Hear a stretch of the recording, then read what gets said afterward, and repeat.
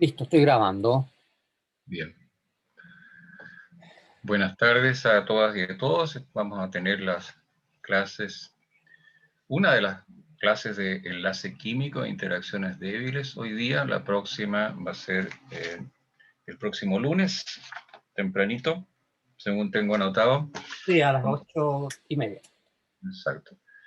Con el profesor vamos a repartir todos los PDF de estas clases hoy día, de manera que todos ustedes los tengan y puedan, y como están grabadas, cualquier dificultad de conexión, ustedes pueden revisar la clase y las preguntas que ocurran más adelante. Bueno, las clases se refieren a enlace químico e interacciones débiles. En la clase de hoy vamos a hablar de enlace químico, en sus formatos de enlace iónico y covalente, y vamos a también a referirnos al tema de electronegatividad y moléculas polares en un momento. La referencia para esto es el libro de Chang, la edición que está disponible en el sitio de la Universidad de Chile, y son los capítulos 9 y los 11 los que corresponden a estas dos clases. El capítulo 10 de geometría molecular e hibridación de orbitales atómicos pueden revisarse cuando nos acerquemos más a los compuestos orgánicos en este curso.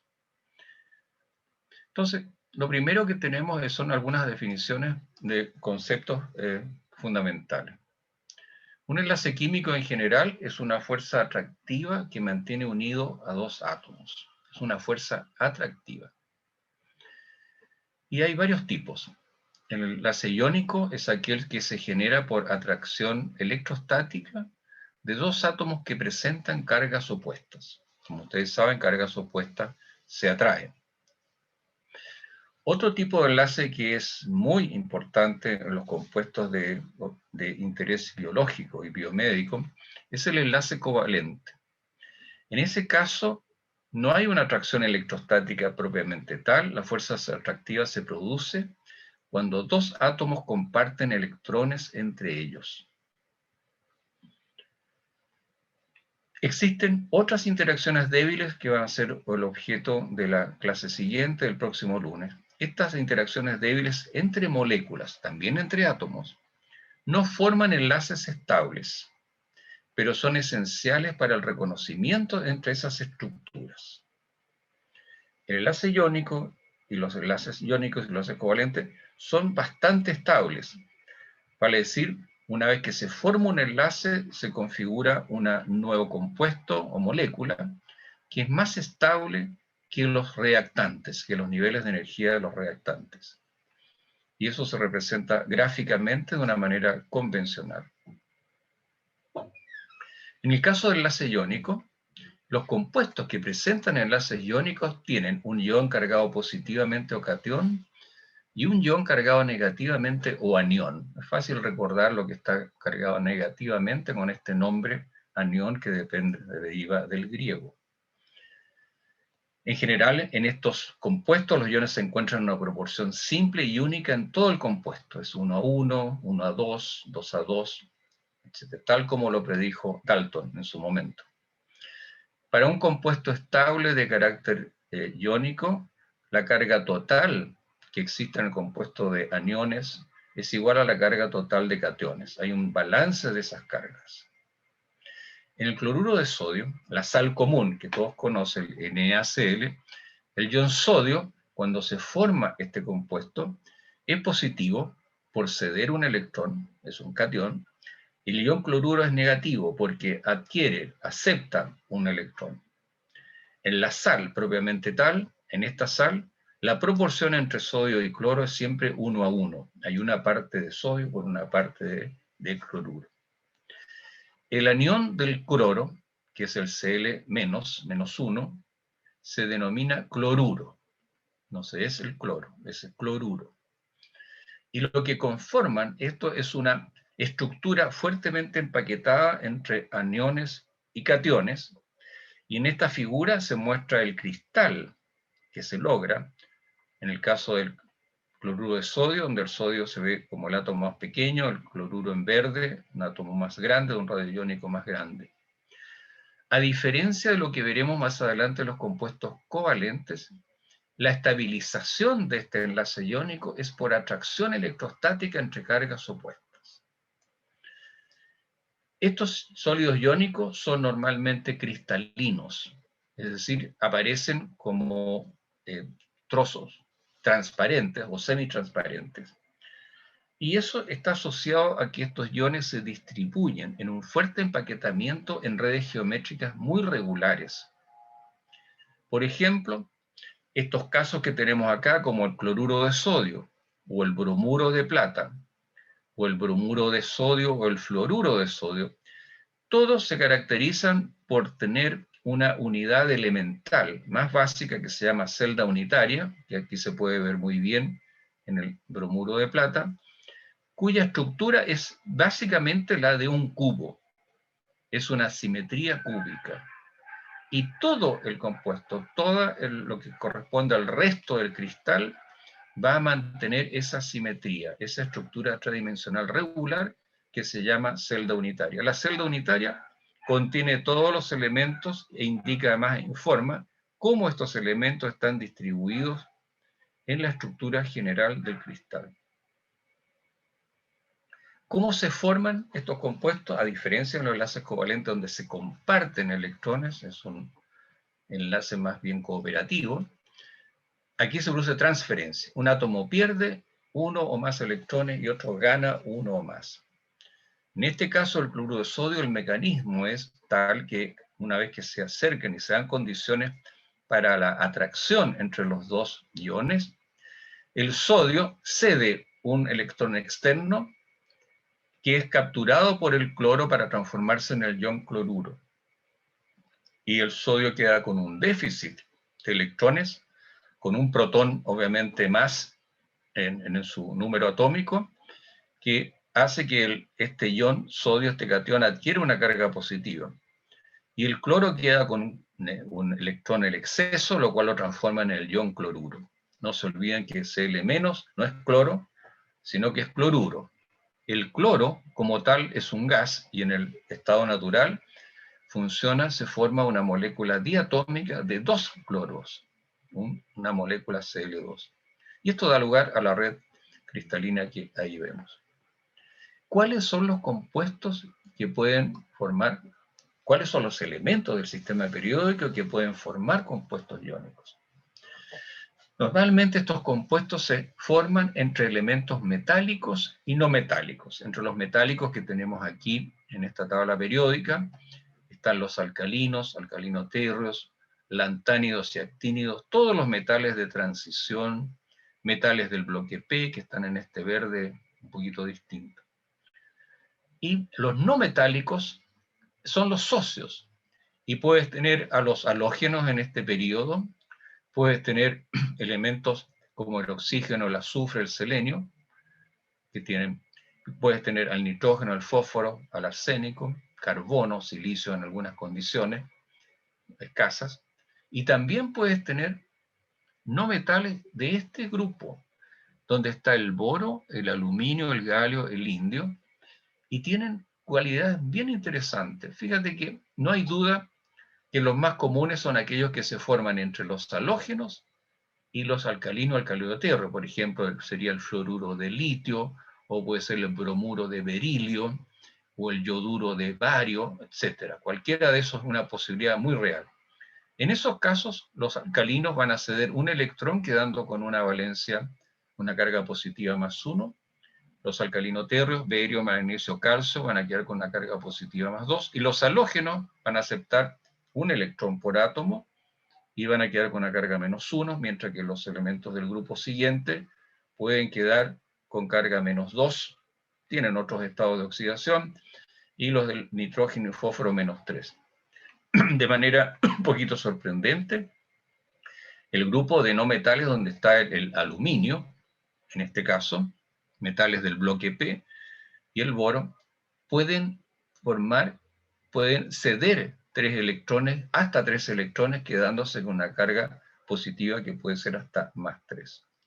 Estos son los compuestos que pueden formar entre sí sustancias de carácter iónico. Estas sustancias de carácter iónico tienen la característica que todas ellas pueden disolverse en agua. Y el agua actúa como un solvente muy poderoso. Y es poderoso porque cada ion es coordinado, es solvatado por capas sucesivas de moléculas de agua. La primera capa puede ser 8 o 12 moléculas de agua, y esa interacción entre el agua y el ion es muy fuerte. Y por lo tanto, el estado del ion solvatado es más estable que el estado del ion en el cristal. Y por eso esos cristales se pueden disolver, la mayoría de ellos. Hay unos que son bastante más poco solubles, otros son más solubles, pero en general se caracterizan por aquello.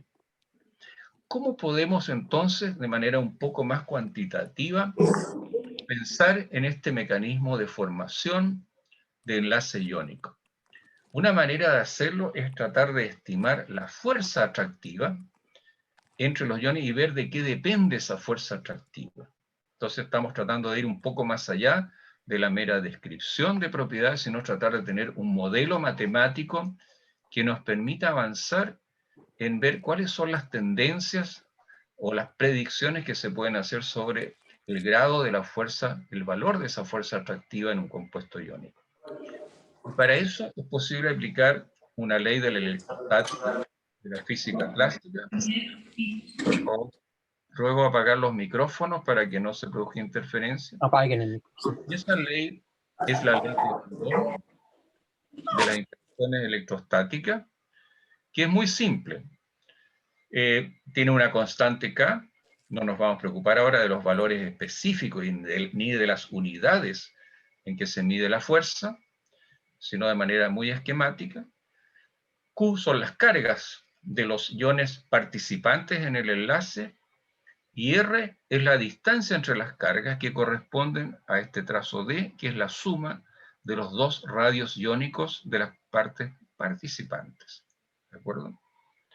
Entonces aquí tenemos que claramente la fuerza es proporcional al producto del valor de esas cargas, pero es inversamente proporcional a la distancia entre las cargas. Si la distancia es muy grande, ¿no es cierto? Este es una R cuadrado, se eleva al cuadrado, y este número muy grande lo que va a hacer es dividir el numerador y generar una fuerza de menor valor, de menor intensidad.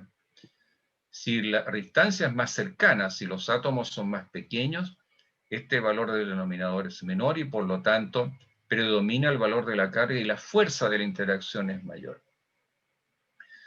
La ley de Coulomb entrega entonces una explicación simple de varias propiedades físicas de los compuestos iónicos, como el punto de fusión, es decir, la temperatura a la cual estos sólidos cristalinos pasan al estado líquido, se funden. Y aquí vemos dos ejemplos.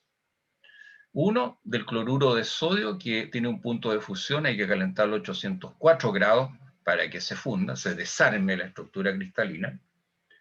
Y el óxido de magnesio, que tiene un punto de fusión mucho mayor, de 2800 grados Celsius. Claro. Y en este caso, lo que se está observando es que aquí hay una carga más 2 en cada componente, y en la ecuación de Coulomb que hemos visto habría, sin pensar en las unidades y valores específicos, habría 2 por 2 en valor de carga, 4, mientras que en la sal común, cloruro de sodio, habría 1 por 1 al cuadrado es 1. Es decir, del punto de vista de la carga, hay 4 veces más carga en el numerador de la ecuación de Coulomb para el óxido de magnesio que para el sodio. Eso podría ser una primera explicación de estas diferencias de los puntos de fusión, dado que a mayor carga, mayor fuerza de atracción es directamente proporcional y mayor requerimiento energético para lograr la fusión. Sin embargo, hay que considerar, que el producto de las cargas no está solo, sino que está modulado por la distancia entre las cargas que se asocian, obviamente está definido por los radios iónicos de los iones participantes. Entonces, si pensáramos en esta figura, por ejemplo, olvidémonos de cuáles son estas, pensemos que estos son dos sales en los cuales son puros iones monovalentes. Que esta, no olvidémonos que sea cloruro de sodio o óxido de magnesio, pensemos que esto corresponde a figuras de dos sales que tienen una carga positiva o negativa en cada uno de ellos, pero que tienen distinto tamaño. ¿Cuál sería la predicción entonces? Tendríamos igual carga en el numerador, pero tendríamos valores diferentes de la distancia, ¿no es cierto? ¿En cuál de los dos casos la distancia es mayor? Cuando los átomos, ¿no es cierto?, tienen obviamente en esta representación gráfica radios iónicos mayores. Entonces el compuesto del lado derecho, ambos cargan más y menos 1, no olvidemos, es una simulación, tendrían un valor de distancia, un R mayor que el compuesto del lado izquierdo. Si del lado derecho es un compuesto es igual el numerador, la constante, lo mismo.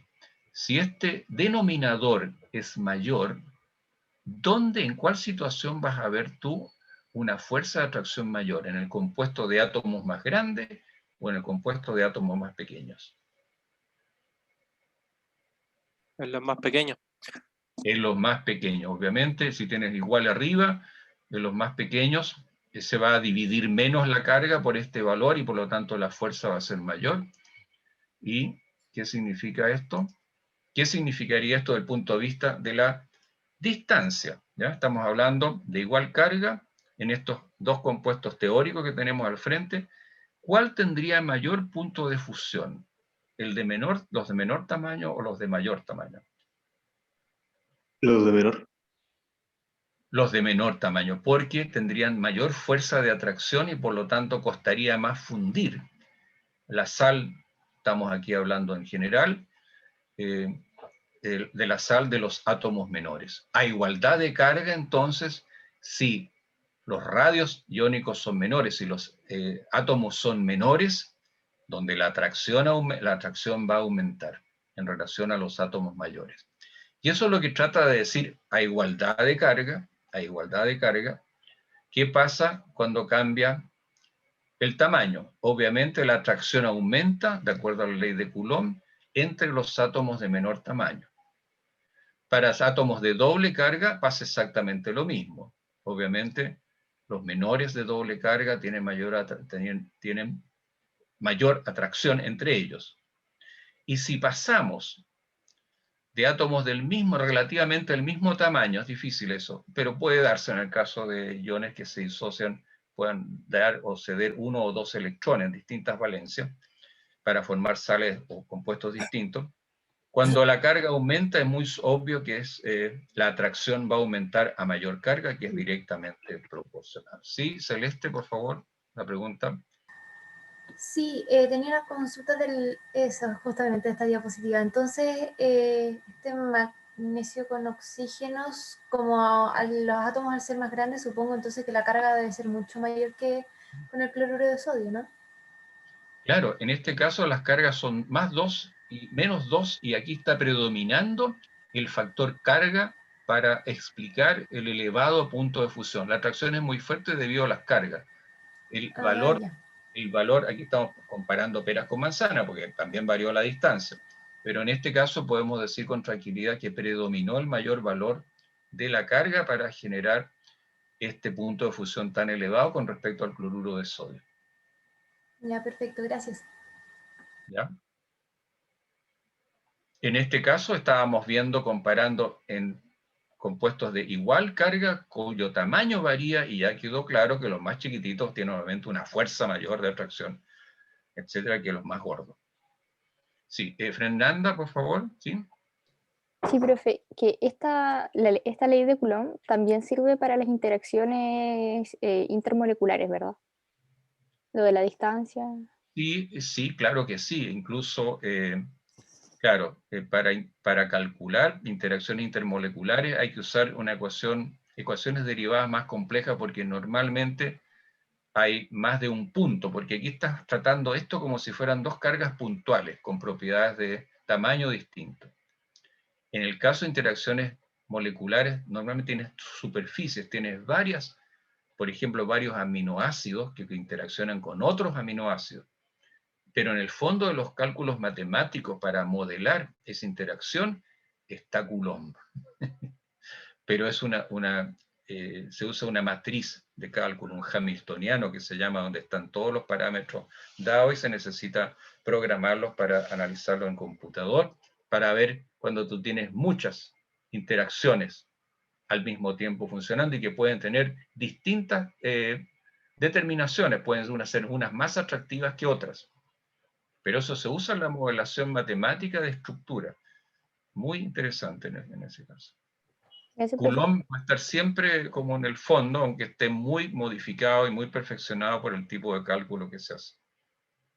En química teórica se hace eso, y en la modelación de las proteínas, la estructura de proteínas, se ha llegado a avances extraordinarios. Ya hay un software de inteligencia artificial que permite resolver en tiempos razonables, dada la estructura primaria de una proteína, cómo se va a enhebrar, cuáles hélices va a formar, cuáles placas beta va a formar y cómo va a ser su configuración terciaria. Es notable y hace estos múltiples cálculos de interacción electrostática entre los distintos componentes. Bien, en general, Victoria, perdón, ¿sí? Victoria Yáñez. Sí, en caso de los compuestos como el cloruro de magnesio, donde hay 2 cloros y hay solamente un magnesio, ¿cuál carga se pondría en la fórmula? ¿-1 por el cloro? Tendría ¿O que se poner, pondría claro, 2 por -1? claro, en la ecuación tendrías que poner, si los unos son los cationes y 2 los aniones, tendrías que poner la carga elevada al cuadrado, ¿ya? Y una aquí, y si ese es -1, tendría que ser formalmente al cuadrado. Entonces tendría en el fondo siempre 1 por 1, ¿ya? Profesor Marcelo, perdona Victoria, de repente se me ocurrió que podría estar cometiendo un error. A la respuesta a Victoria, Marcelo. Yo creo que ¿Es al cuadrado o la multiplicamos? es la multiplicación de las dos cargas. Es la multiplicación de las dos cargas, disculpa. Sí, ahí sería 2 por 2 por 1. 2 por 1. Claro, 2 por 1, porque aquí tienes es Q1 por Q2, claro. suponiendo que estamos hablando de cargas puntuales. Sí, Q1 por Q2. Sí. Exactamente, y sería 2Q2 en ese caso. Sí, Claro, me vino la duda en el momento en que te estaba contestando, No. y el profesor me ayudó a contestar correctamente. Disculpe. Sí, porque es el valor de la carga nomás. Ese es el valor solo de la carga, no hay otra cosa. Menos. Sí. ¿Alguna otra pregunta? Voy a mirar el chat si hay alguna otra cosa. Una alumna pregunta, porque me parece interesante. Entonces daría lo mismo los signos, que los signos tienen un significado. Claro, son signos, va a ser siempre un producto negativo porque estás multiplicando más por menos y te va a dar una fuerza negativa, lo cual en el caso de atracción no es malo, No, porque las atracciones o la formación de interacción siempre están asociados al cuadrante negativo de los ejes, ¿te fijas? Porque indica estadios más estables. Cumple la convención, ¿ya? No da lo mismo, da lo correcto. Sí. Esas preguntas le van a caer a Oscar de todas maneras cuando estén en termoquímica. Oye, entonces, en general, la atracción y la energía de los enlaces de carácter iónico aumenta de izquierda a derecha a lo largo de un periodo y de abajo hacia arriba en un grupo. Eso es dicho normalmente. Pero ojo, que esto que es correcto, aumenta la atracción hacia acá, etc., tiene que ver si nosotros estamos hablando de compuestos de igual carga, no nos confundamos, o compuestos de tamaños parecidos. ¿Ya? Ojo, no se pueden mezclar peras con manzanas. Lo que sí es correcto y general, que esta variación que estamos viendo, verificando, se puede explicar por el aumento del radio iónico de derecha a izquierda y de abajo a arriba que tienen los elementos, algo que revisamos en las clases anteriores y que se resume en esta figura que pueden recordar para siempre. El radio atómico aumenta de izquierda a derecha, es decir, flúor tiene un radio atómico de 72 picómetros, 10 a lo menos 12 metros, y el litio 152. el bromo 114 y el potasio al otro lado 227. Esos son aumentos medidos. Y en un grupo, el tamaño también aumenta de 152 a 265. En el caso del carbono, del grupo donde está el carbono, 77 a 175 en el plomo. Fíjate, si uno recuerda esta figura de los radios atómicos, uno va a saber entonces que si estamos tratando con átomos pequeños, vamos a tener un menor factor de distancia y se van a expresar las cargas plenamente y el denominador no va a ser tan importante. En el caso de acá, el denominador pasa a ser importante y por lo tanto la fuerza disminuye. Y eso es lo que se dice acá, que la variación, como el radio atómico tiene estas variaciones que ya hemos visto, esta periodicidad, la consecuencia va a ser de que a igualdad de carga se va a cumplir la ley de Coulomb y va a estar determinada la igualdad de carga fundamentalmente por la variación de la distancia, ojo, pero si a igualdad de distancias semejantes tú tienes diferencias de carga, las cargas van a predominar siempre. Y eso sale de los cálculos y de las figuras. Diego, por favor. Tengo una consulta. Entonces, ¿la fuerza siempre va a ser negativa en la ley de Coulomb? ¿El resultado? Debido de que... Negativo, y es correcto. Cuando uno, mira, las Sí. constantes tienen valores, las cargas también se pueden expresar en Coulomb, la distancia en picómetros como corresponde, eso va a tener unidades específicas y números. Pero el valor va a ser negativo, lo cual es coherente con el hecho que estas son Sí. energías de interacción que estabilizan, ¿no? Ya. No es Gracias. incoherente con la convención. Hay dos manos más levantadas, por favor. Adelante. ¿Sí? No, Diego. yo era uno, yo era el otro.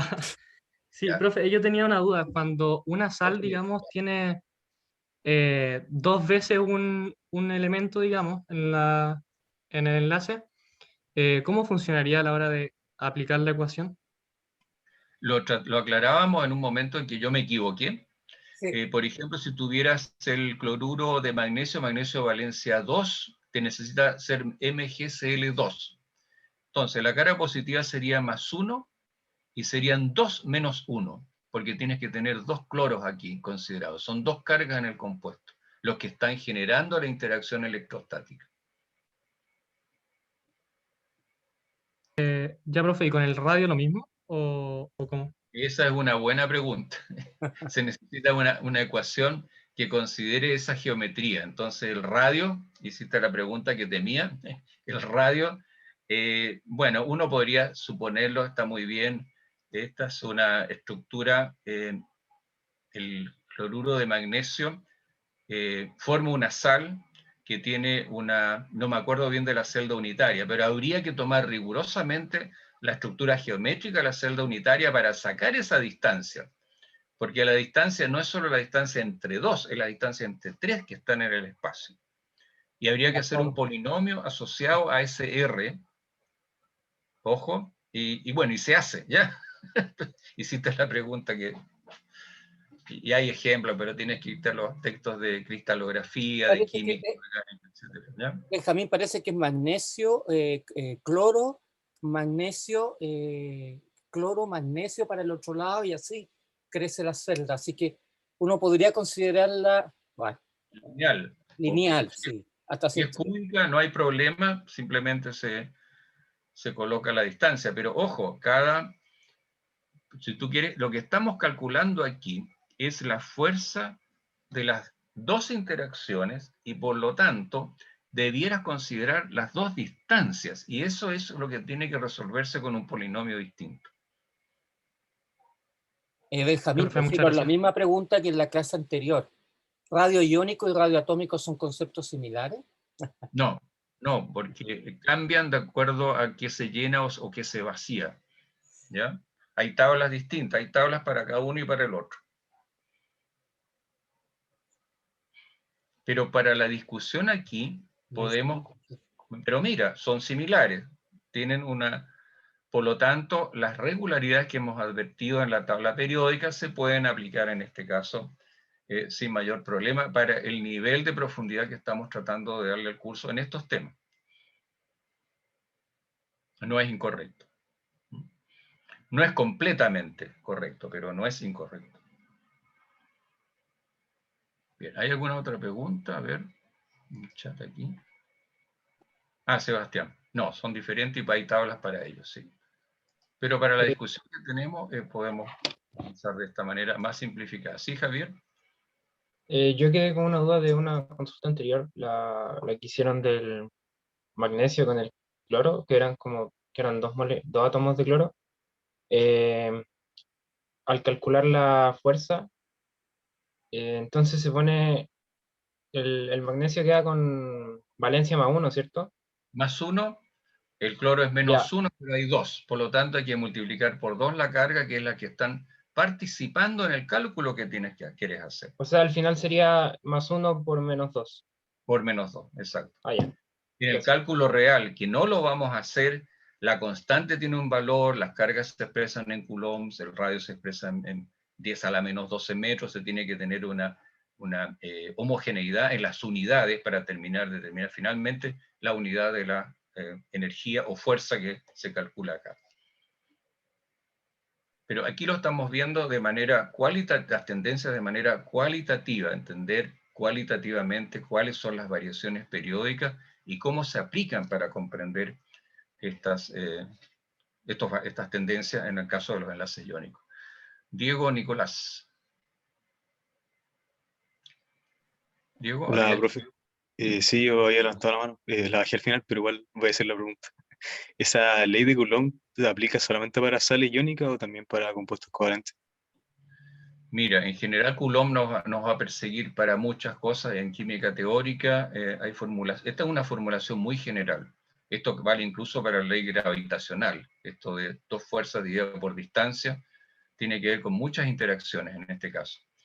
Pero en el caso de enlaces covalentes hay soluciones que provienen de la química teórica usando química cuántica, en la cual hay otras consideraciones sobre los enlaces, sobre la interacción entre electrones, porque no son solo los electrones de valencia los que participan en esto. Los átomos tienen otros electrones que también forman parte del arreglo, también interfieren. Si tú piensas, cuando el carbono puede formar enlaces simples, dobles o triples. Fíjate que la electronegatividad del carbono es poquito distinta si el enlace que participan es simple, doble o triple. Varía su electronegatividad de acuerdo al enlace en que forma.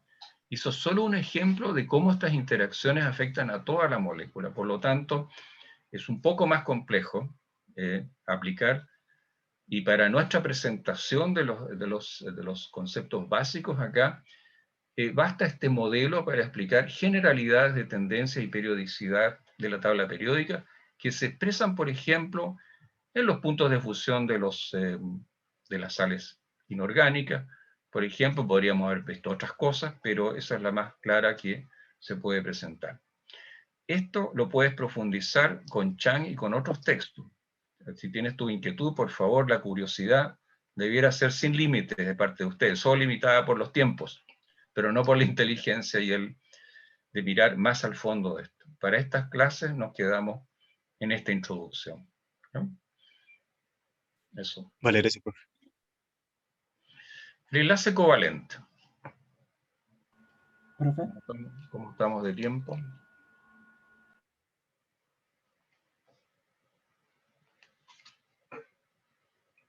Sí, estamos bien. Mira, esto es un caso bastante interesante y tiene algunas peculiaridades que hay que examinarlas con cuidado. El enlace covalente es un tipo de interacción donde los átomos comparten electrones. Y vamos a ver, obviamente, el caso más simple, que 2 átomos de hidrógeno se acercan.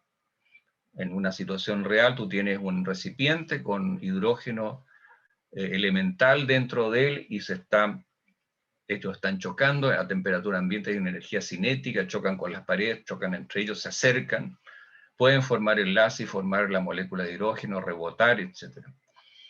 Aquí se produce esta interacción y normalmente en estos enlaces, cada átomo aporta un electrón, puede aportar más. Y lo distinto acá es que el electrón no es que se ceda de uno al otro, quedando uno cargado y el otro de una otra manera y se atraen por eso, sino que es electrón compartido atraído por los dos núcleos.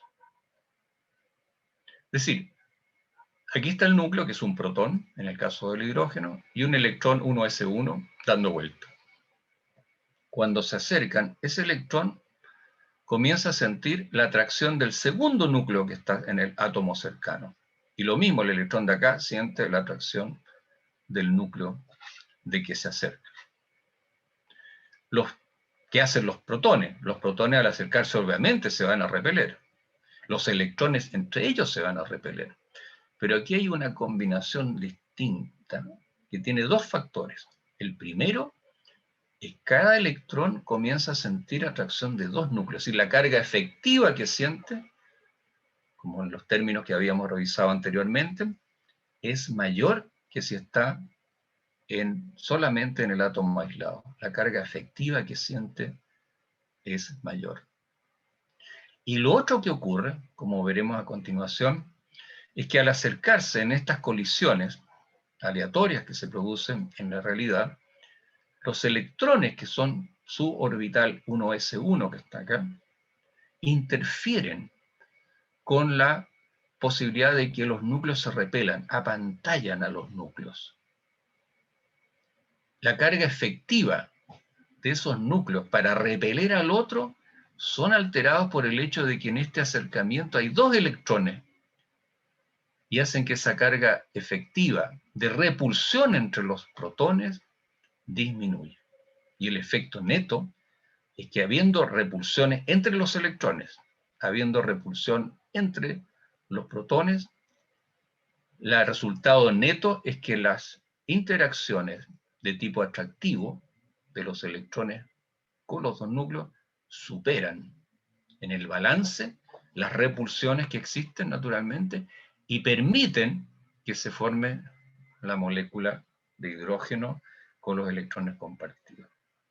Esto está asociado a una liberación de energía porque esta situación finalmente, dado que las fuerzas atractivas entre los dos núcleos y los dos electrones le ganan a las repulsiones, es una forma más estable y va acompañada de liberación de energía, y convencionalmente el nivel de energía de esta molécula estable es menor que la de los reactantes. Entonces, el enlace covalente se forma y estabiliza cuando el estado con electrones compartidos es de menor energía. Y es máxima esa estabilización a la distancia óptima que corresponde a la longitud del enlace. No olvidar, electrones y protones en la molécula de hidrógeno de los átomos seguirán repeliéndose, pero la fuerza magnética atractiva entre núcleos y los electrones es mayor. Voy a volver a esta curva y voy a mencionar el mecanismo con un poquito más de detalle. Esta es una fotografía con una supercámara, que estamos viendo los átomos de hidrógeno acercándose y deformándose. Aquí, este electrón de la izquierda no solamente está atraído por su propio protón, sino que siente la atracción del protón del otro átomo. Y lo mismo pasa con este electrón. Esas fuerzas atractivas son las que superan las repulsiones naturales entre los dos electrones y los dos protones. Permiten esa coalescencia, permiten la formación del enlace covalente, que no ocurriría si las interacciones atractivas que hemos descrito no superaran a las repulsivas. Y lo que ocurre que a medida que se acerca es un estado, la interacción, por esa característica, esa explicación, que además es de Niels Bohr, por si acaso, no viene de cualquier persona, está asociada a una disminución de la energía de esta configuración hasta que se llega a un pozo de energía, un valor mínimo. Fíjense aquí que la energía potencial, la energía está indicada en valores negativos convencionalmente en kilojoules por mol, menos de 400 kilojoules por mol más negativo, y este pozo de energía corresponde a una distancia. El eje X en este gráfico, originalmente descrito en un trabajo por Niels Bohr, está en picómetros, 10 a la menos 12 metros, 200, 100 y comienza a acercarse.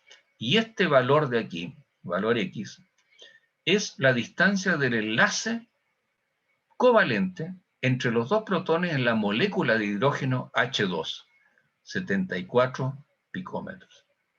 Cualquier otro movimiento hacia apretar estos dos núcleos va a resultar en mayor energía, mayor repulsión, ¿ya? Entonces, la energía se libera cuando el enlace se forma. Es una energía negativa, ¿ya? Porque el estado de la molécula es un estado más estable que el de los reactantes. Para romper este enlace, este sistema molecular debe absorber energía en cantidad suficiente para romper el enlace, y va a haber que proveerle por mol 432 kilocalorías para ver si, condiciones ideales de por medio, se produce la ruptura del enlace y se vuelve al estado inicial. Entonces, es un poco sorprendente, pero el truco está en recordar de que cada electrón, a medida que estos se acercan, sienten dos protones que los atraen, y la fuerza neta atractiva es mayor.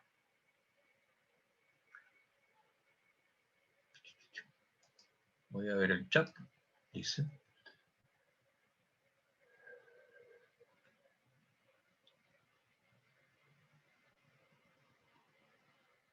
Gracias, Marcelo, sí.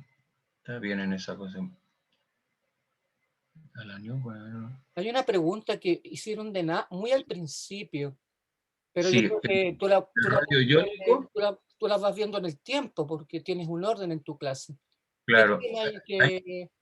¿Qué era? ¿Cuál era? Perdón, ¿cuál viste? Dice que tiene mayor radio iónico, un no metal anión con Claro, mayor pero carga no se puede decir en general porque son resultados experimentales, Gustavo, y están en tablas, ¿ya?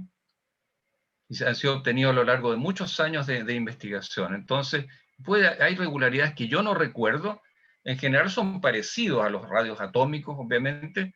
Uno esperaría que si hay un electrón más, va a depender del tipo de orbital, porque si tú estabas con los orbitales p y el nuevo electrón que llega tiene que ocupar un orbital, ese obviamente, entre comillas, va a estar a una distancia mayor que los orbitales p en general. Pero hay que tener cuidado con eso.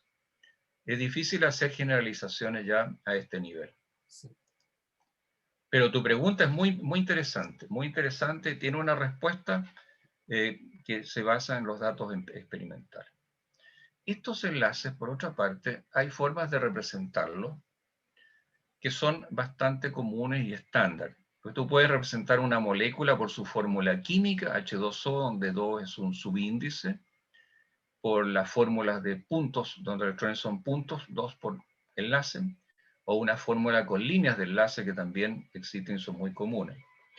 Pero puedes generar más información a través de otras representaciones que uno encuentra en la literatura, como estos modelos donde el espacio está lleno, son modelos de volumen. Y estos volúmenes representan un poco las diferencias de los radios atómicos de los distintos elementos. También hay modelos que representan diferente densidad electrónica. Aquí la molécula de anhidrio carbónico, CO2, destaca que es una molécula lineal donde hay dos dobles enlaces entre el carbono y los oxígenos, y es lineal, y su expresión molecular se parece a algo como esto, donde están respetados los radios atómicos de los átomos componentes.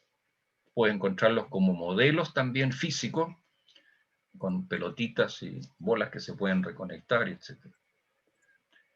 Ahora, las moléculas diatómicas más simples corresponden a nuestros elementos, el hidrógeno, el nitrógeno, el oxígeno y también los halógenos. Todos son moléculas diatómicas, H2 como acabamos de ver, nitrógeno, oxígeno y los halógenos flúor, cloro, bromo y yodo, todos ellos aparecen como moléculas diatómicas. Flúor y cloro son gases, el bromo aparece como un líquido y el yodo aparece como un sólido que puede sublimar, es decir, que se puede evaporar y volver a transformarse en sólido.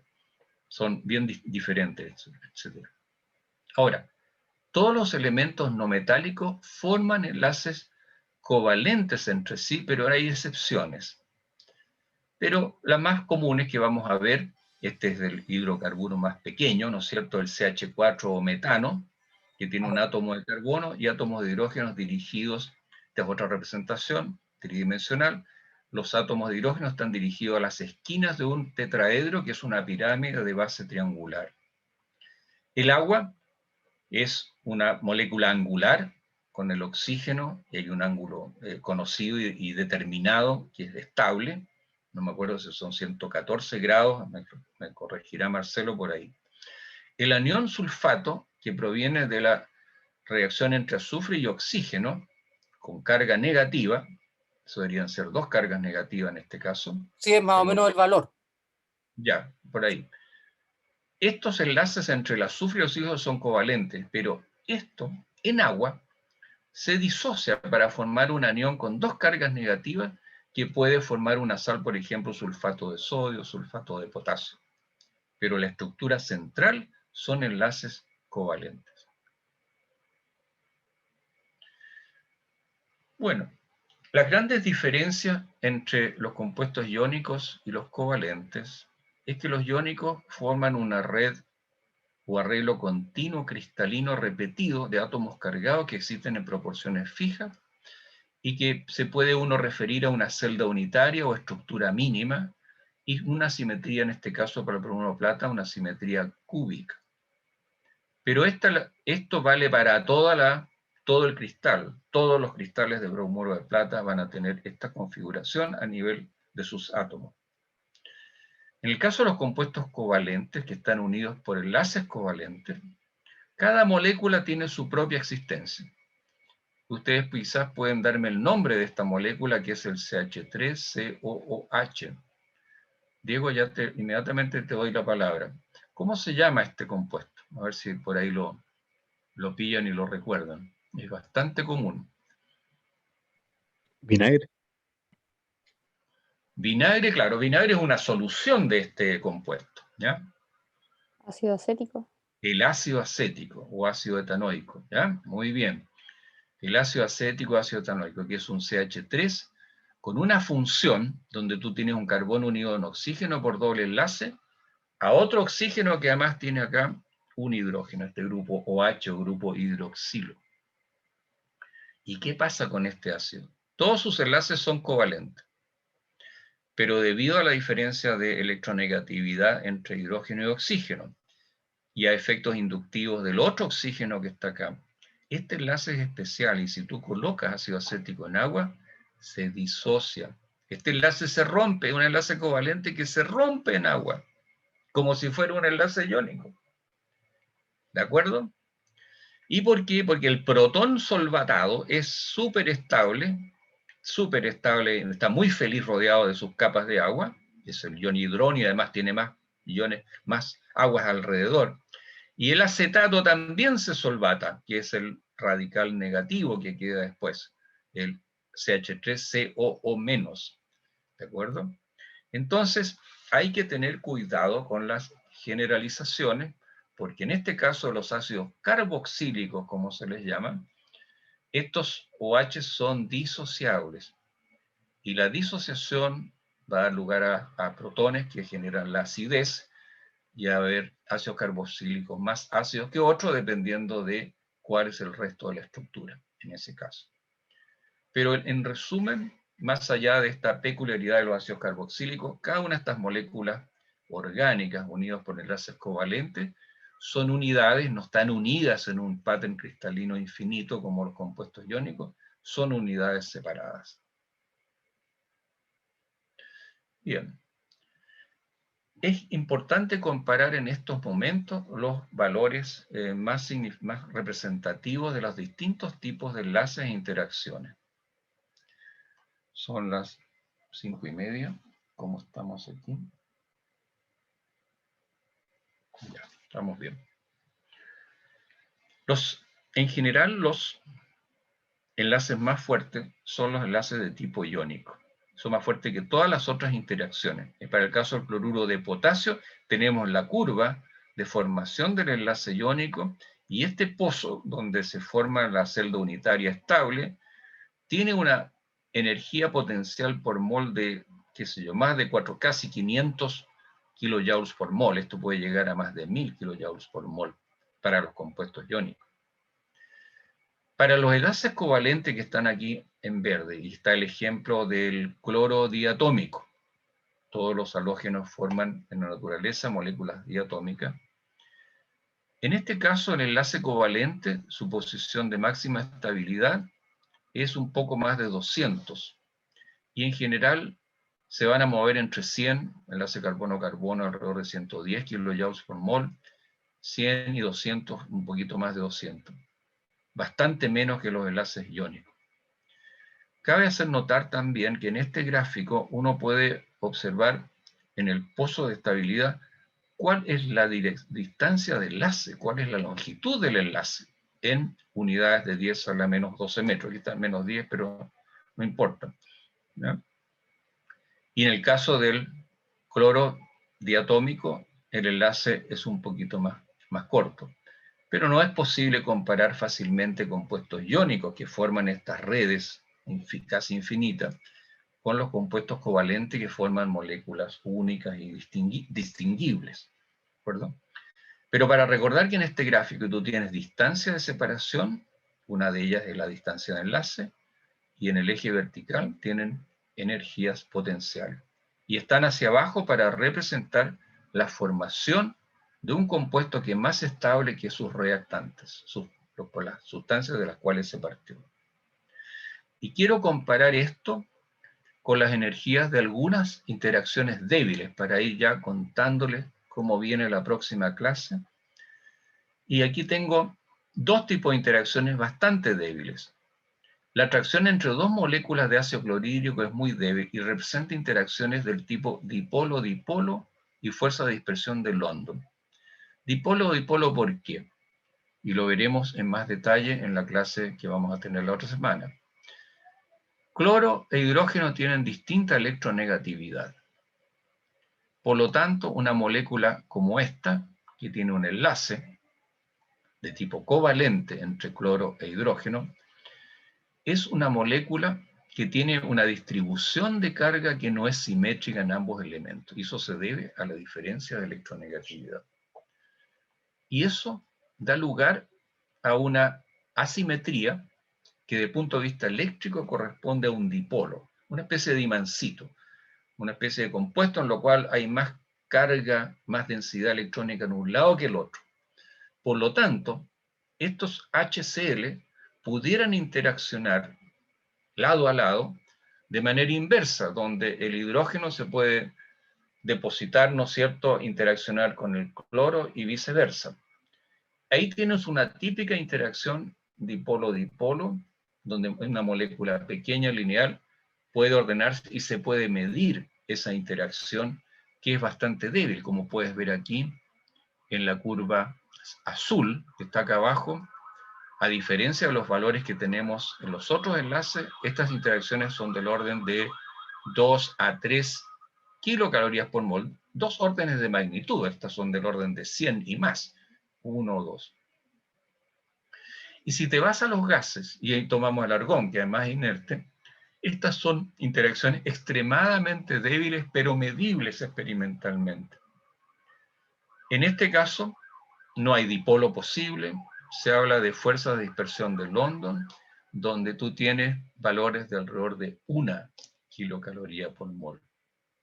Sin embargo, estas interacciones débiles, dipolo-dipolo, los enlaces de hidrógeno, las relaciones ion-dipolo inducido, son las fuerzas débiles, las interacciones débiles, que van a estar en la base del reconocimiento molecular. Por ejemplo, entre un neurotransmisor y su receptor, o entre la bendita proteína spike del virus que reconoce un receptor que está presente en las células epiteliales de los alvéolos pulmonares. Y son esas las interacciones que van a determinar cuán fuerte se une esa partícula viral a su receptor y eso va a determinar si puede infectar o no a la célula y reproducirse y generar la multiplicación y el contagio. Por eso que es importante mirar las interacciones más débiles, las que no necesariamente forman enlaces covalentes. Y es de relevancia para la biomedicina, pero hay que decirlo para la situación que estamos viviendo actualmente. Profe, Dígame nomás. me quedé atrás en un punto, no sé si es que lo preguntaron antes, que me caí en un momento, así que disculpe si repito la pregunta, pero no entendí el concepto de celda unitaria. Ah, ya. Cuando habla de celda unitaria, ¿a qué se refiere? No te preocupes, la celda unitaria, vamos a verla en este ejemplo. Vamos a ir arriba, adelante, para que lo veas en el comienzo. Los compuestos de tipo iónico no forman moléculas entre bromuro y plata, ¿no? Que sean aislados, no. Lo que generan es una red no infinita, pero una red numerosísima, que uno la puede determinar por espectrometría, por difracción de rayos X, estas estructuras han sido determinadas experimentalmente, como un acoplamiento muy estrecho de cationes y aniones de manera regular. Y es tan regular esto, tan similar un sector del cristal con otro, que es posible representar sus propiedades por una estructura mínima. Y esa estructura mínima que contiene, por ejemplo, este cuarteto de átomos de bromo y los 4, corresponde a la celda unitaria. Es la estructura mínima que da cuenta de las propiedades de simetría de todo el cristal. Hay otras simetrías que son distintas, que no son cúbicas, pueden ser pirámides, ¿no es cierto?, de distintas formas, y los cristales crecen y son de distintas formas. Pero para estos ejemplos, el cloruro de sodio, que es la sal común, el bromuro de plata, que se usa en fotografía, el bromuro de sodio o el fluoruro de sodio, todas tienen celdas unitarias cúbicas, con simetría cúbica. Y la celda unitaria es la unidad estructural mínima que te explica todo. Y aquí tendría una celda unitaria, si tomas un cuarteto aquí, un octeto, 1, 2, 3, 4, 5, 6, 7, 8 átomos que te darían este cubo que estoy dibujando aquí sobre el bromuro de plata. Eso no pueden formar moléculas únicas de bromuro de plata, por aparte, que floten por su cuenta, no. Por interacción electrostática, entre todos ellos van a formar estos compuestos que son de una estructura continua y reproducible en todos los lugares del cristal. Bien, a ver. Vale, gracias. Buena pregunta, Rodrigo Brizo, si el carbono grafito también se considera que es celda unitaria. Mira, el carbono grafito es justamente el más amorfo, pero uno lo diría si eso no se toma en cuenta, que del grafito lo que pasa es que está configurado por capas de grafeno. ¿Alguien ha oído hablar del grafeno? Una sustancia mágica. A ver si alguien le... ¿Que era como una pelota o no? No, no, no. ¿El superconductor? Sí, sí, y depende de cómo se pliegue el superconductor más o menos, súper espectacular. No estoy segura, pero creo que era como que no se rompe, como que era muy, muy fuerte. Es muy, en relación al acero, es más fuerte que el acero. Forma como hexágonos, ¿o no? Sí. ¿Cómo? Hexagonitos. ¿Qué forma hexágonos? A eso me refería con las pelotas, que eran Claro, como claro. los circulitos de las Estaba pelotas. cerca. Sí, debería ir a buscarme alguna figura del grafeno. Pero el grafeno forma capas monoatómicas continuas y tiene una estructura hexagonal básica. Debería poder dibujarlo más fácilmente, debería tener la pizarra. Y es monomolecular, es una capa. ¿Y ustedes saben cómo se fabrica el grafeno? Miren, yo tomé un lápiz, a ver, voy a abrir esto para verme un poco mejor. A ver, voy a dejar de Voy a interrumpir para verlos a ustedes. Voy a interrumpir el sharing y voy a tratar de mirarlos ahí. Mira, el grafeno, cuando tú hablas, si el grafito tiene celda unitaria, es difícil porque la estructura básica son capas de grafeno. ¿Cómo se fabrica el grafeno? Y esto lo hicieron dos colegas rusos que ganaron el Nobel muy jóvenes. Ellos tomaron en su demostración una tarjeta como esta y dibujaron, lo rayaron con un lápiz de grafito. Ahí no sé si se nota, ahí se nota la mancha que acabo de dibujar con grafito. Enseguida tomaron una cinta de scotch, y no estoy tandeando, la pegaron sobre la mancha,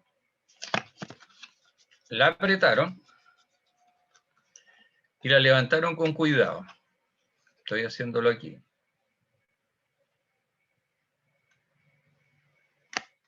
¿Ya? Y este scotch ahora, si se alcanza a ver, voy a moverme hacia la cámara, tiene la marca de lo que yo pinté, yo rayé sobre la tarjeta. Bueno, y ocurre que de esta situación, con una hoja de afeitar muy simple, de a poquito, y con una lupa, uno puede comenzar a desprender pequeños trozos de monocapas que tienen solo un átomo de espesor de carbono, que es el bendito grafeno. Entonces, el grafito que está acá, en el lápiz, que tiene otros aditivos para mantener la estabilidad de la punta del lápiz, sin embargo, deja entrever de que aquí está el famoso grafeno. Busquen grafeno en su Google y se dan cuenta que es una maravilla, una revolución de un material del grafeno que no se conocía. Por lo tanto, no es fácil responder la pregunta si el carbón, como decía ahí, tiene celdas unitarias, porque tú cuando miras el grafeno vas a ver pequeñas figuras hexagonales pegadas donde todos los vértices tienen un átomo de carbono. Lo Pero están si alguien... usando para hacer aviones. Bueno, para muchas cosas. No confundir con las fibras de carbono, que esa es No. otra derivada del carbono. Si ustedes se meten a la tabla periódica que les mostré en el internet y apretan carbono, va a salir toda la historia del grafeno tal como se las conté. Pero ustedes pueden producir grafeno en la casa. Con una lupa pueden rascar esta mancha que está sobre el scotch y van a salir unas pequeñas películas que se van a ver. Es impresionante, y que corresponden a trozos que tienen una grosor de una o muy pocas capas monoatómicas y que son extraordinariamente fuertes, que es lo que se ha determinado. Ahora, se pueden producir ahora por aparatos especiales trozos más grandes del grafeno que se pueden tener aplicación en aparatos electrónicos modernos. El grafeno es de amplia y tiene utilización médica. ¿Ya? Pero eso se los dejo como tarea. El carbono tiene una forma regular, una forma cristalina, que es el diamante. Claro. Y el diamante se puede producir artificialmente en reactores que utilizan alta presión y temperatura. Se llaman diamantes industriales y se utilizan en los aparatos para hacer perforaciones. En otros, porque el diamante es una de las sustancias más duras, ¿ya? Capaz de rayar todo, ¿ya? Raya el vidrio, etc. Bueno, chiquillos, yo quería llegar hasta aquí en esta clase. La próxima clase vamos a ver las interacciones débiles y su importancia para el reconocimiento molecular, que es lo que más nos importa. Y esa clase la vamos a tener el otro miércoles, creo, nos toca el miércoles 28 en la tarde, a las 3 de la tarde. Y ahí podemos revisar todos los materiales anteriores, todas las dudas que tengan. Y con el profesor Marcelo, ahora voy a hacerles llegar todos los PDF revisados de estas clases y también de la última, que todavía no la van a tener, para que lean, la miren y estén alerta. Hay dos manitos levantadas, ¿sí? Sí. No, yo estoy aplaudiendo. Ah, O sea, Diego, no. gracias. Qué bueno. Gracias. Qué bueno. Oye, esto siempre pensando nosotros que esto tiene pertinencia, sabemos que tiene pertinencia en la formación de vuestra carrera. ¿Para qué decirte las cosas? Ustedes van a tener que, son de la generación que va a leer papers todos los días, van a tener que estar al tanto de todo el tema de la genética molecular, de la biología celular, porque la medicina ahora no se hace de otra manera. Es decir, siempre va a haber especialistas en ámbitos especializados, pero vuestra generación, imagínate, van a estar practicando en 8 años más, que no es nada, se pasan volando, y van a tener más desafíos, más peligros, pero va a haber muchas más herramientas conceptuales. Mira, el desarrollo de estas vacunas en un año, hay que sacar el sombrero. Más allá de lo que piensas tú de las grandes farmacéuticas, pero hay una capacidad intelectual, técnica instalada en el mundo, y lo que sería bonito es que nosotros participáramos en la producción de vacunas, podemos asociarnos, como lo hizo la gente de la Católica, con Sinovac, que hace años están trabajando, no viene de cero la relación de la Universidad Católica y los colegas del Instituto Milenio con ellos.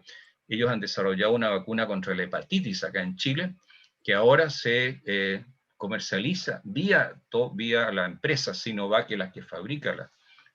Entonces, de ahí viene la interacción, y como lo está haciendo otros países, tomar sociedades primero para fabricar las vacunas existentes y otras para generar las propias.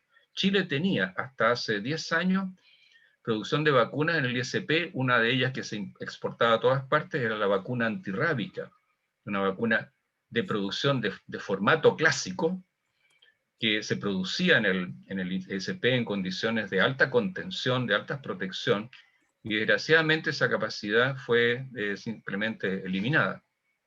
Y la gente jubiló y se fue, y toda esa capacidad se fue.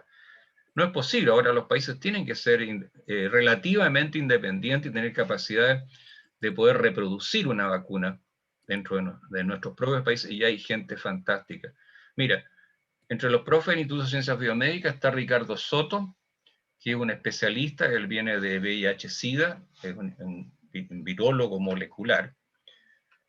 Hay una charla que él dio al colegio médico, extraordinaria, sobre las variantes, que uno ahí aprende. De alguien que está metido en la ciencia y en los aspectos tecnológicos de la ciencia, además. Excelente profe. Yo puedo compartir con Marcelo el link de esa charla que él dio ante el colegio médico junto a una profesora clínica de la Católica, que dio la parte clínica del tema de las vacunas, él dio la parte de virología molecular.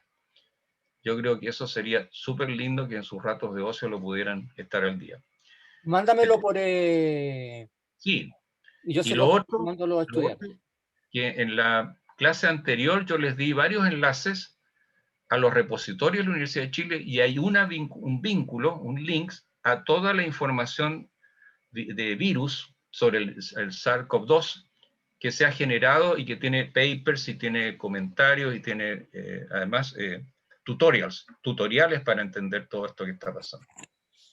Así que es el momento que ustedes estén totalmente al día en lo que está en esta tragedia, porque ustedes van a ser la primera línea de los próximos años, dependiendo obviamente de la especialidad que tomen.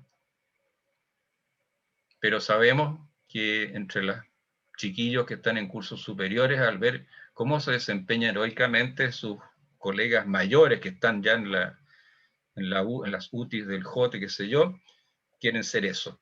Todos quieren ser urgenciólogos, todos quieren ser héroes, y eso es fantástico. ¿Ya? Hay que estudiar harto para eso. Oye, nos vemos la otra semana entonces. Gracias por vuestras preguntas. Ha sido para mí muy interesante las conversaciones. Así que Ya, pues, que muchas estén muy gracias. bien. Sigan cuidándose, por favor, que esto es muy difícil. Profe, Pero vamos a ganar. profe. Hay unas preguntas ahí, Benjamín. ¿Había todavía? Sí. Hay 4 manos levantadas, pero... ¿Va? No las vi ya, disculpa.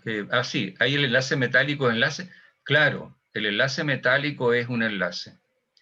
Pero ahí los átomos, los núcleos de los átomos metálicos comparten electrones en una especie de nube, claro, que está coordinando, y ahí nuevamente se da eso de que las fuerzas atractivas que se producen, donde los electrones conviven con muchos núcleos, esas fuerzas atractivas predominan sobre las fuerzas repulsivas, en el caso de los metales.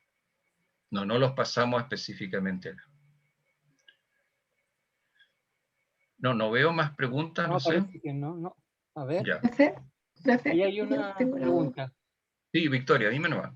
Sí, es que me perdí un poco en la parte del enlace covalente, de la forma en que los electrones apantallan a cada núcleo. Me perdí, no entendí Ya. eso. Muy bien, voy a volver entonces. 6. No, perdón, tengo que hacer la otra. Un segundito.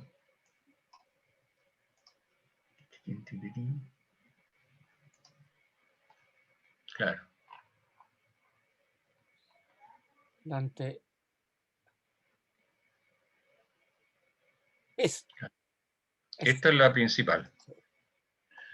Mira, lo que estábamos viendo.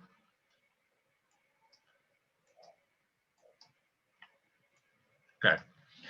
Estamos viendo el fenómeno en el cual se van acercando a las moléculas de los átomos de hidrógeno individuales y comienzan a chocar. Porque esto está ocurriendo en un recipiente donde hay muchos de estos átomos y estos están chocando con las paredes y entre sí, y en ese proceso de choque, aquí le tomamos una foto con una cámara ultra rápida.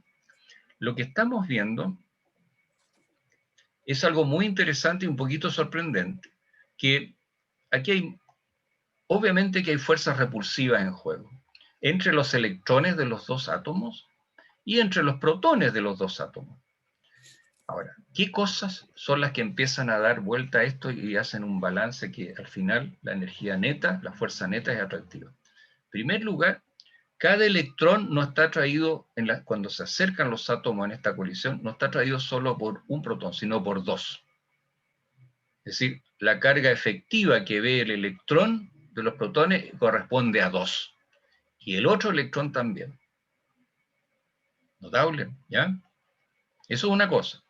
Los electrones se sienten atraídos por 2 electrones. Carga efectiva atractiva aumentó. Por otra parte, a medida que se acercan, obviamente hay repulsión entre los electrones y hay repulsión fuerte entre los protones.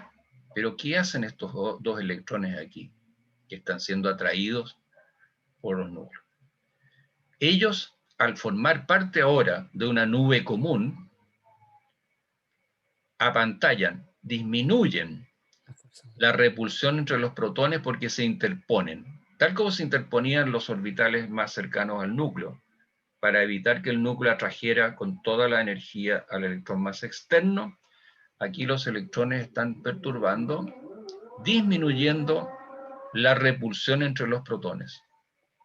Apantallan esa interacción que en este caso es repulsiva, la disminuyen. Y eso es lo que hace que las fuerzas netas atractivas superen a las repulsiones. Tanto que cada electrón comienza a ser dirigido, atraído por 2 protones, y los propios electrones afectan la repulsión y la disminuyen. Y el efecto neto es que se puede formar la molécula. Gracias, profe. Una última pregunta. Para formar un enlace covalente se libera energía, ¿verdad? En este caso, necesita. Cuando el enlace se forma, se libera energía. ¿Ya? Energy release, cuando el enlace se forma. Para romperlo hay que entregarle energía al sistema, agitarlo para que esto se rompa. Se libera energía. Por eso es que convencionalmente se dice que cuando estamos en la etapa de la molécula estable en esta distancia, el nivel de energía tiene un signo negativo. Y aquí cuando se formó el enlace con una longitud de 74 picometros. Se liberó energía. Claro, se liberó energía porque me saco la energía y me voy a un lugar más estable. Hay una pregunta de Edison Velázquez. Ah, sí, no la había visto. Perdón. Sí, yo quería preguntarle una cosa, profe. Respecto al... Había una imagen en la que salía cómo iba creciendo la fuerza del enlace, la fuerza Ya. de la interacción, Voy que acá. era un poco más atrás, por favor. ¿Esta verde? Por la No, flecha. un poco más atrás. Voy acá. ¿Será esta de la, donde Sí, está la... esa misma. Sí. Claro. Que quería preguntarle que la atracción, ¿verdad? La fuerza de atracción aumentaba y ahí sale que, o sea, tiene menor carga efectiva, pero tiene menor tamaño también. Y dice que incrementa la atracción y abajo sale la carga, o sea, tiene mayor carga, eso del +2 y el -2, Sí, sí. tiene mayor carga y mayor tamaño, pero tiene menos atracción, o sea, fuerza de atracción. Claro. Mira, Entonces, no me concuerda con lo que sale en la siguiente lámina, de que, ¿se la puede poner, por favor? Acá decía que, no, la anterior, de que, sí, de que el sodio con el cloro tienen menor punto de fusión que el magnesio con el oxígeno. con el óxido Porque de magnesio, claro. sí. Entonces, como que no me calzaba porque en el cloruro de sodio hay un átomo que es más pequeño, ¿Sí? uno que es más grande, ¿verdad? Y tiene menor carga efectiva. Te entiendo la duda, sí, te ¿Se entiendo la duda. entiende? ¿Sí? Te entiendo la duda. Mira, primero para fijar las ideas, pensemos en esta figurita de acá, me voy para atrás, esta. ¿Te queda claro? Aquí estamos en el lado, donde tengo mi mouse, aquí. En este lado estamos tratando con especies químicas que tienen la misma carga de abajo para arriba, de +1 y -1, +1, -1, ¿ya? Y lo que cambia, obviamente, esto imita la posición de la tabla periódica, que cuando las cargas son de menor tamaño, la atracción aumenta. Eso está claro, ¿no es así? Y es por la ley de Coulomb, esto es más chico, y si es la misma carga, obviamente, si es más chico, divide menos. Y la fuerza es mayor cuando es más chico. ¿No es cierto? Ahora, cuando te quieres mover a lo largo del periodo, hay que tener cuidado. Hay que tener cuidado.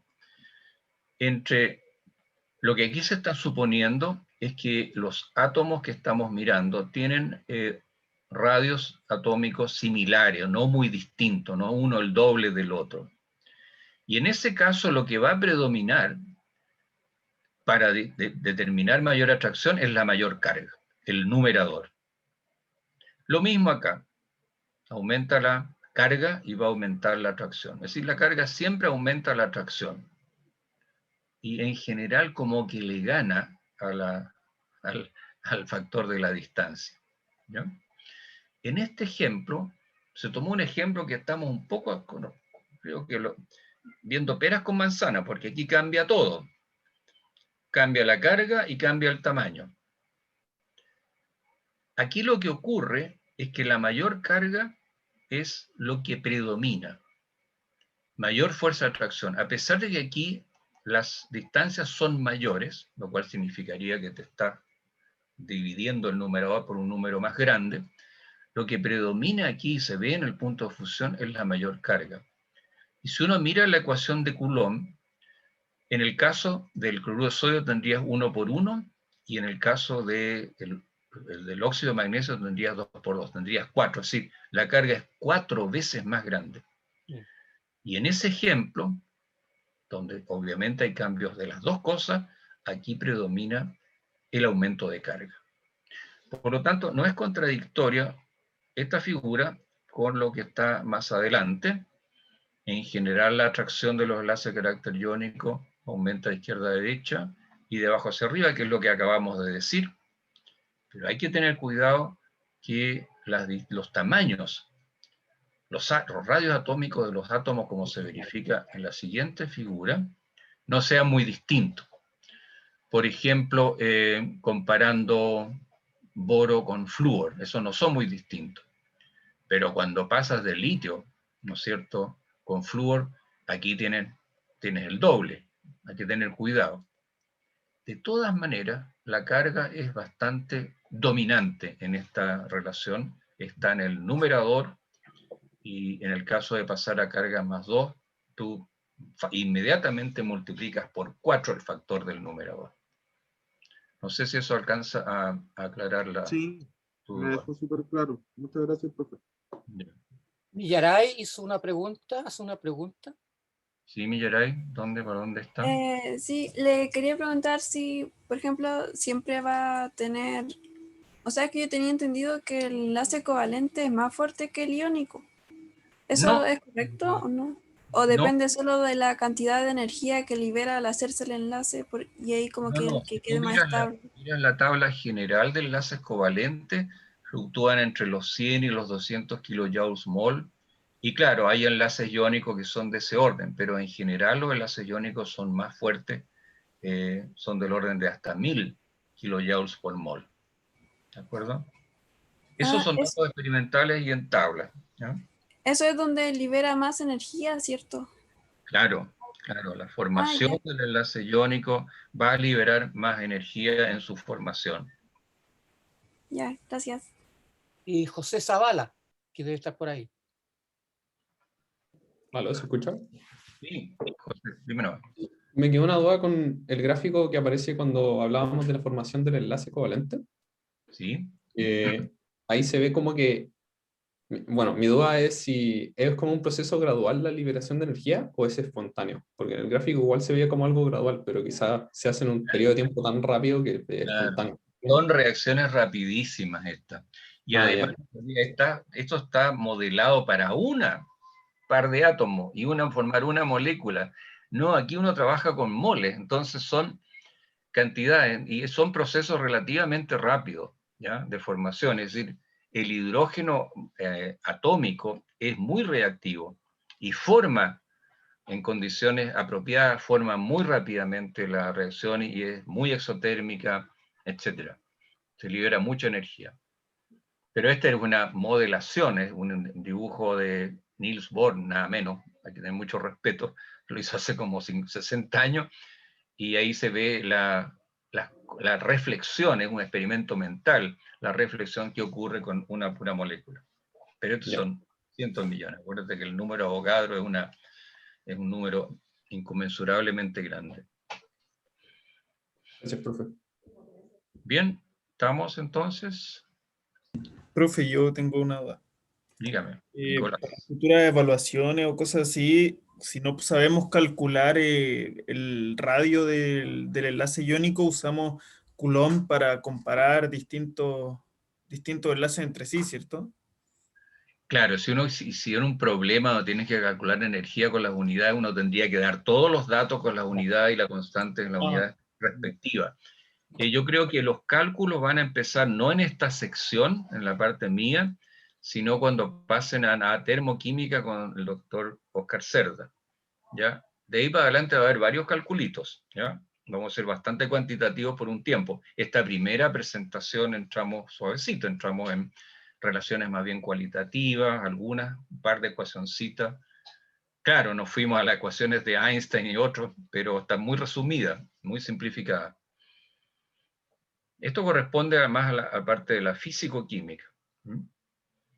Para la tranquilidad de ustedes, en general en las preguntas, lo que consideramos, y ustedes se van a dar cuenta en la próxima clase del profesor Benjamín Suárez, consideramos dos componentes, que son la diferencia de electronegatividad y la forma de la molécula, que es muy importante.